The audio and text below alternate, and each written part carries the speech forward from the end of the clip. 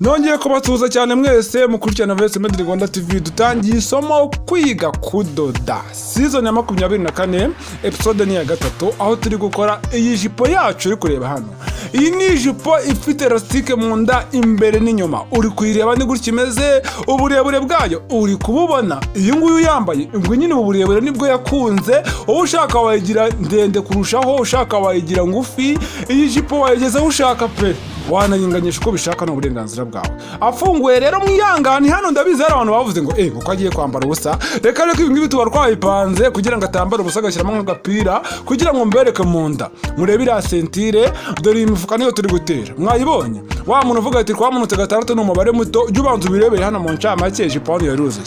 Noneho hano munda dore ya rastike. Wa muntu uvuga turaba muri kwarengejemo ngo ntago byaba ari sawa, ngo ntago byahuriramo. Urabona se ya rastike irimo itameze neza? Imeze neza pe. No kuvuga ngo dore na hano imbere sentire imeze neza. Wenda urabona ko ibintu byose bimeze neza. Hari ukuntu ariko abantu b'abanyeshuri bajya banganga amajipo ngo afite utuntu kuturinda hari imbere.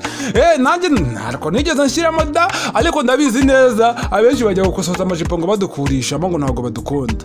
Hano rero ni zimwe mu ncamake zagiye ziragira modeli yacu, harimo gufata ibipimo mwayibonye, hakongera hakazamo ibi bintu byo gushushanya byose mwarabibonye. Ubundi si ncamake nagiye nicecekera ku bundi muba mwanabibonye kuva kuri episode ya mbere mbivuga. Ubundi we mushyashya icyambere se kuri kureba amashusho y'incamake, numara kureba n'amashusho y'incamake turakomeza rwagarukiye nta gutinda. Gusa ijipo yacu ntabwo izagira ama episode menshi, nkubwira ati episode ni ya 3. Ese wari uzi ko episode zisigaye ninye nkubwira ngo ninye ubyumve, kandi season ya 25 nayo irahari, ariko ntabwo nayibahereza iyi ngiyi itararangira. Iyi ngiyi igomba kubanza ikarangira. Ntabwo nshaka kuyisora amasezon 2 icyarimwe kuko iyo yindi naho ndacyayitunganya sindamara kuyitunganya neza. Bivuze ngo muri ihangana nyine mube mureba iyi ngiyi mu gihe yindi ntaramara kuyitunganya ngo naho nyizane. Rega byose abari ibishoro kandi babwira ngo mutange nkunga mukabyirengagiza abari ikibazo. Ijipo yaje dore ngiye uko imeze imbere n'inyuma. Hano rero izaba yuzuye imeze neza. Urabona ko umukobwa wacu rwose hano yambaye neza, paka jipo kameze neza. Sasa rero nta gutinda, kora subscribe hanyuma dukomeze.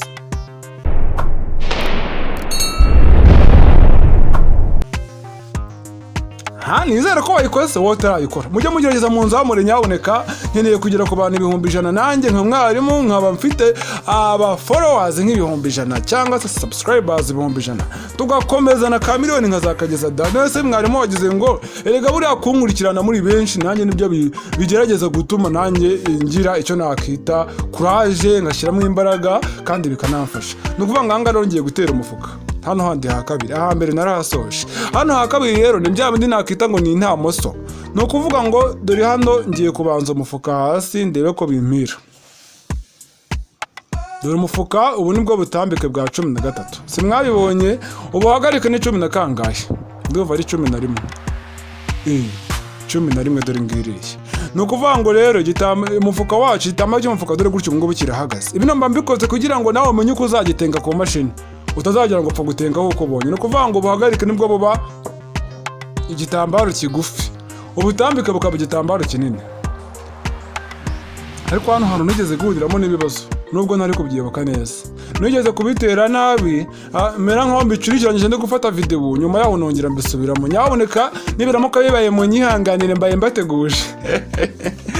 Ntago nabikatinze. Jewe ndi kujya gukatinga amakosa ngo ndayahisha nta mpamvu. Ibi ni ibintu nawe byakubaho. Rero kwirirwa njya guhisha ntabyo hano mba mishape. Niyaba amakosa ambeho murabibona nta ribi kuko nawe yakubaho. No kuvuga ngo dore ahangaha, ariko ikigaragara nshobora kuba mbitenze nabi. Ako reka mbikore gutya nta ribi, nihavuka ngo ikibazo turaza kubikosora.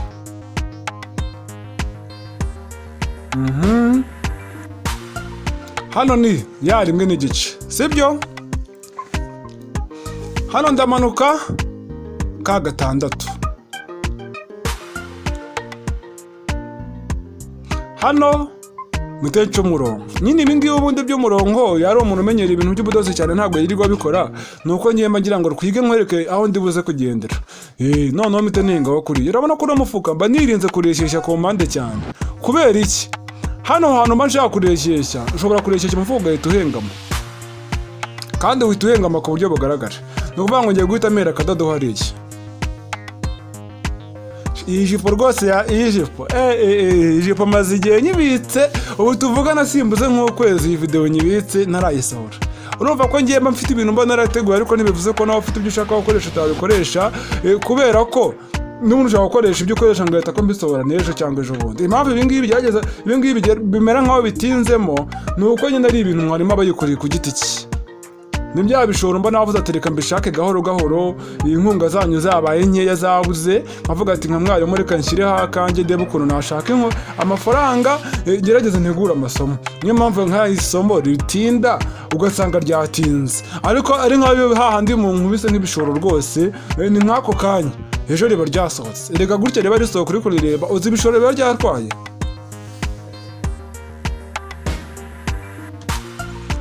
Ahangaha ni ukuvuga ngo urabona ko maze gucishamo ka kadodo, ngiye guhita muhindura kwa kundi, ariko ikigaragara uyu mufuka ndatekereza ko uburebure bwawo atari 11 ahubwo ari 13.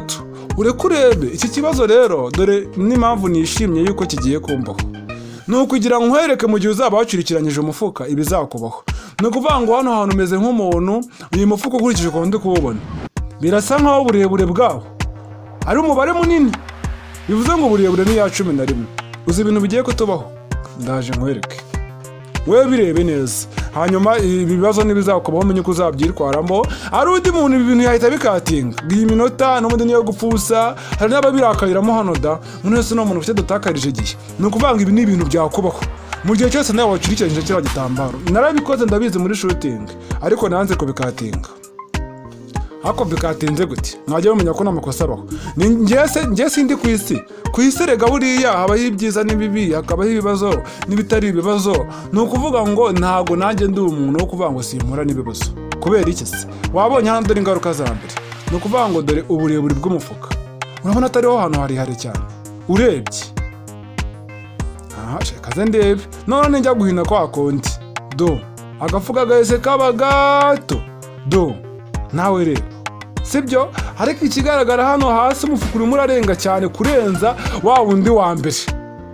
Ni ukuvuga ngo munsi ya ka 6 kumanura hari nk'umubare munini ukurikije wa mufuka wa mbere. Ubirebe neza, reba uriya mubare wose urimo kundureshya do. Ni ukuvuga ngo noneho sasa rero ikibazo cya mbere hano gihita kibaho, ubutambike bw'umufuka buba butoshye. Kwa kundi ukoramo kuva umufuka ni mugari, hano uhita uba gatoshya. Wabibonye kurya nawe uhinyemo, imagine nkaho ukojeje ikiganza, wagira ngo n'umuntu wagiye ikiganza kitacamo hariya. Wabibonye nizo ngaruka za mbere. Niyo mpamvu buriya nko ku muntu nko kwipantara kigabo dutambika ngo 14 yose kugira ngo hano hantu habe hagari. Abagabo bagira ikofi buri bari nini ifite paseri, buriya hari ikofi nta nubwo yajyamo. Bivuze ngo kino kibazo ndaje uburetse gato birebe. Ikindi kintu cya kabiri kinyereka ko wavutse mu bibazo, nimara guhindura ngiye gufatamo wa mubare rya 1 ndaribura, ndajya kurifatamo mbona umufuka wabuze bya burundu. Dore ngiye gutengaho wa wundi, ntangiye kugira amakenga. Ibyo kwita amakenga mu Kinyarwanda ngo ni ukugira amatsiko yo kureba ati se ibintu koko ni ibyanyabyo. Ikigaragara mu mbona ko n'umufuka wabaye muremure cyane, bivuze ngo kiriya gitambaro cy'umufuka hano nagicuritse. Nyabuneka ntubabazwe n'iminota hano igendeyemo umuntu uko wavutse mu ikibazo. Ibintu byo bikubera isomo nawe, bikubere isomo. Nakubwiye ngo iyo ngishaka nari kubikata nkabikuramo. Reba hano ibintu bita bikubaho. Ni ukuvuga ngo iyo bigenze kuriya hita ufata umufuka uwuce neza akantu ku kandi uwuce wose. Dore mereye hahandi hamwe nahereye bwa mbere. Wabibonye? Ibi nyawe nibyo bizakubaho. Niyo mpamvu nkubwira ngo ujye ugerageza ubutambike bw'umufuka bube bunini, uburebure wenda buri bwo bugufiye bitewe nuko bishaka. Ubundi umufuka twawukatiye ku burebure bwa 11, ubutambike tubugira 13. Ariko reba ukuntu bicurikiranyije gato ka kabiri gusa, dore ibibazo gateye. None dore hano ndamaze kubica, ndongeye ndabitera sibyo. Hano mise nongera ndabitera mu ihangana, hano bibaye nk'ibitaruka, ntago nabigizemo uruhare kuko manshaka kubereka utuntu twose. Ariko ikigaragara hano kuwitera n'ubundi mwabonye ko mwabibonye. None anganya mo kuwitera kuriya, noneho sasa rero bwabo buhagarike nibwo nageze 11 do. Ndetse bihita binagaragarereka munsi ya 6 kugera hasi, urabona ko ntago ari karekare cyane karimo. Dore ibintu bya budodo biba byashemo. Nyamuneka nongera nkubwira kandi kantu kuvuga ngo nimba uzi neza yuko hari umwenda wacyugiye kongera kuwusubiramo, gerageza ushobore zino ndodo. bajya bavuga ngo tuzi kudoda, turi n'abahanga pe ku rwego rwo hejuru, ariko ikintu bantu bandi baturusha, bo bazi gukora finisage, gushobora utudodo, kudukata, gutera ipasi bikagororoka, ndetse wowe ushobora kwifata ugakora nerivire yawe riba rya mbere rwose rihenze. Niko abantu benshi bakunda kubivuga, ariko ntabwo ari ryo rihenze. Wankunda agakora akareba k'agasempure kadafite moderi kakandi kamake, ariko akaribaya ke kakarusha ubwiza nerivire yawe. Kubera iki? Yakoze finisage neza, yateye agapasi neza, epesi zirahagaze neza, nawe ubundi wowe ni ukuba ngo ugirirwa ngo nerivire gusa, nta yindi suku nayo. Ubusa urumva mwahurirayo. Nicyo kintu baturusha. Nyamuneka reka rino banga natwe turimenye, ujye ugerageza ukorere isuku umwenda. Nimero ya WhatsApp groupe ngiyo hasi. Ushobora kunyandikira nkagushyira muri groupe. Ushobora kujya muri comment ukaribamo link ya groupe irimo. Ni link ya groupe yo kwiyandikisha. Ntabwo ari groupe y'amasomo. Niyo uca mujya kwiyandikisha. Wowe genda uyijoyininga winjiremo ibindi wabimenya wagezemo. Ikindi wajya muri description naho wasangamo link ya groupe. Ibyo bintu byose birasobanutse. Ni ukuvuga ngo rero ahangaha dore mese mfunga hasi kwa konti. Ibi bintu nabyo hari ukuntu abantu bakunda kubifunga babihindurije, ugasanga agiye guhindura bibaye ibibazo. Ni ukuvuga ngo hano uba ugomba gufungura umufuka ku buryo ubwiza bwawo ari bwo uri kureba hano. Wabibonye? Ubu ni ubwiza bw'umufuka ndimo ndareba. Ubu bwiza bwawo nibwo nzafungirana mo imbere. Hano niho umuntu akora mu mufuka mo imbere. Rero niho mba agomba kureba. Impamvu mafungiye hano ndi kuhareba ni ukugira ngo buno bucafu bugiye gusigara hano maze gukata. Mu gihe ngiye kuwuhindura mpite mbuhisha mo imbere, shyiremo ka kadodo ko hasi gahite kabufata kabutsindagiremo neza, ku buryo niyo umuntu yakongera agahinduriza umufuka atabubona. Wabibonye? Dore nibyo by'ibi ngibi. Umufuka wacu ukaba ugiye kuzura umeze neza. Iyi episode ntabwo yari yoroshye, ariko yari yoroshye ku rundi ruhande. Ijipo yacu ni ukuvuga ngo ifite utuntu tumeze nk'udukomeyemo gakeya, ariko nta birenze ku rundi ruhande. Ijipo koko ifite rastike munda. Iyi ni ijipo yorohera abantu benshi cyane. Ni amajipo abantu bakora imyenda y'ishuri. Ndabasuhuje cyane. Utujipo nk'utu ngutu ba mukino dusoma twarwo ndabizi ntibyabura. Imyenda y'ishuri mu gihe cy'ishuri hano haba hari nk'amafaranga. Abanyeshuri baradodesha koko. Hari n'igihe bayifitiye n'ikiraka cy'ikigo runaka, nawe wenda utari ubisobanukiwe neza. Noneho ugahita umenya utundi tuntu. Bivuze ngo bahiriza rego ubumenyi nange mujye kubona amafaranga. Buriya hari umuntu wambwiye ngo none se ngo ntaguteye inkunga ngo yo ku kanyenyeri cyangwa y'amafaranga ngo n'ubundi ngo simba naguhaye views ngo yo si inkunga. Ku kantu wambwiye, ariko uruhande rumwe nibyo, ariko urundi ruhande ntabwo ari byo habe na gato. Ni ukuvuga ngo nibyo 30% views yego ibikenewe, ariko reka nkubaze, iyi video uri kubona ifite views zingahe? Bati zifite na views 100,000. Wenda karo haba harimo n'agafaranga gafatika. Ubu urasanga ifite views ngo 100, 200, 500, 1000. Aho hantu nta mafaranga menshi abarimo. Ni ukuvuga ngo okay, niyo mwarimu yakinjiriza ahantu henshi, ariko amaherezo cyangwa se mbangamije gufata ibyinjiye byose nkongera nkabibyaza ibindi. Nimba mbonye amafaranga ndakoramo yandi masomo, nkeneye ko tuziga modeli zose zibaho. Rero ni ukuvuga ngo kuba ama views ntibivuze ko utantera inkunga y'akanyenyeri. Nanjye mbizi ko wayimpaye, ariko inkunga y'akanyenyeri ubundi abantu bazi amategeko ya YouTube ntabwo views imwe nyine ubundi babara muri rusange. Hinjiye aba views angahe, ibihumbi bingahe, 50 ingahe. Ntabwo bavuga ngo iyi views imwe ngo na imwe nayi. Ugiye kwibara gutyo imwe usanga nta n'agaciro bifite kenshi, ariko ahubwo babara totaliya zose. Mwabyumvishe?